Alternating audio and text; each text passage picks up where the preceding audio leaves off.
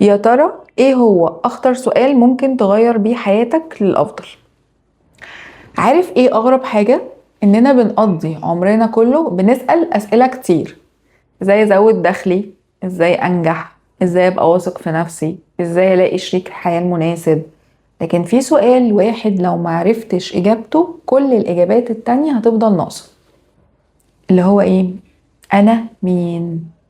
وانا مقصدش اسمك ولا شهادتك ولا مهنتك، لان كل دي ادوار مش هويتك. يعني لو بكرة سبت شغلك بعد الشر، يعني هل هتبطل تكون انسان بني ادم؟ بعد الشر برضو لو خسرت فلوسك، هل هتختفي قيمتك؟ لو ولادك كبروا وسافروا وما بقوش موجودين معاك، هل انت كده خلاص ما بقاش ليك دور؟ يا ترى انت مين بعيد عن كل الألقاب؟ هنا بيبدأ السؤال الحقيقي. من أكتر الجمل اللي بتأثر فيا هي جملة لعالم النفس كارل يونغ، بيقول فيها: من ينظر إلى الخارج يحلم، ومن ينظر إلى الداخل يستيقظ. يعني إيه؟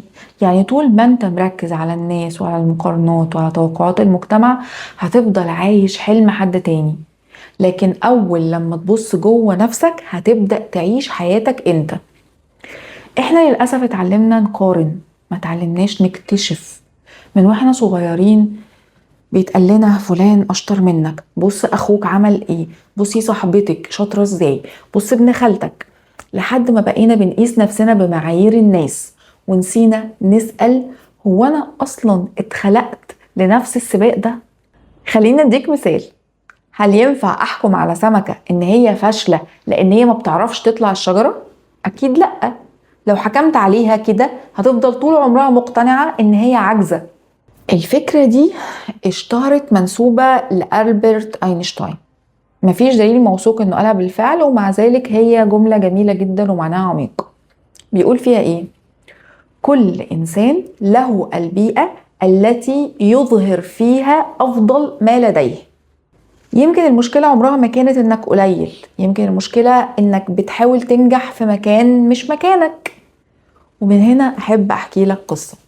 كان في شاب شغال في وظيفة مستقرة، المرتب كويس، الناس كلها بتحسده على المرتب ده، لكنه كل يوم بيصحى وهو حاسس انه بيجر رجليه للشغل. ولما بدأ يراجع نفسه اكتشف انه طول عمره بيحب التعليم والتدريب. بعد سنين من التخطيط والتعلم غير مساره المهني تدريجيا.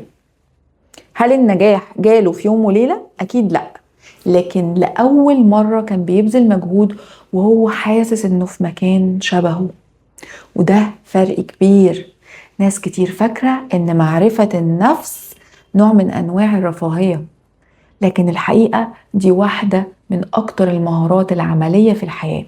لأنك لما تعرف نفسك هتعرف تقول لأ للحاجات اللي بتستهلك عمرك، وهتعرف تقول أيوة للفرص اللي تناسبك. هتعرف مين يستحق يقرب منك ومين وجوده بيستنزفك. هتعرف ايه اللي بيحفزك وايه اللي بيطفي شغفك. والأهم، هتعرف تستثمر وقتك في المكان الصح. وحقيقي أفضل استثمار يمكنك القيام به هو الاستثمار في نفسك. لكن اسمح لي إن أضيف عليها فكرة. إزاي هتستثمر في نفسك لو أنت أصلا مش عارف نفسك؟ ممكن تقضي سنين تتعلم مهارات، لكن مش هي دي المهارات اللي هتخدم رسالتك.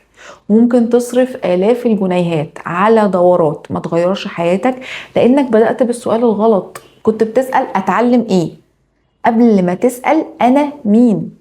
وده هو السبب اللي في ناس مجهودها أقل لكن نتائجها أكبر، مش لأن حظهم أحسن، لكن لأن طاقتهم كلها ماشية في الاتجاه اللي يناسبهم. أما الشخص اللي ما بيعرفش نفسه فغالبا بيبذل مجهود كبير قوي في طريق مش شبهه.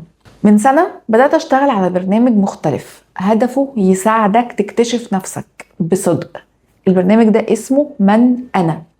والناس اللي خاضوا معايا الرحلة دي كانوا فاكرين ان هم داخلين كورس عادي، وما كانوش متوقعين العمق اللي في الكورس ده.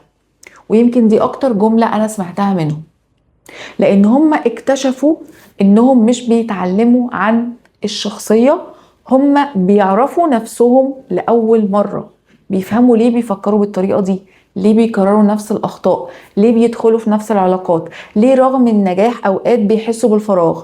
والأهم إن هم بيبدأوا يبنوا حياة بتشبههم، مش حياة فرضتها عليهم الظروف أو توقعات الناس.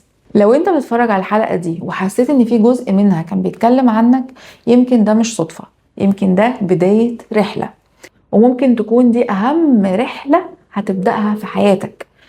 لو حاسس ان الوقت جه عايز تبدأها فعلا دلوقتي، فأهلا بيك في رحلة من أنا. ابعت لنا من أنا على رقم واتساب العيادة ونتواصل معاك بالتفاصيل.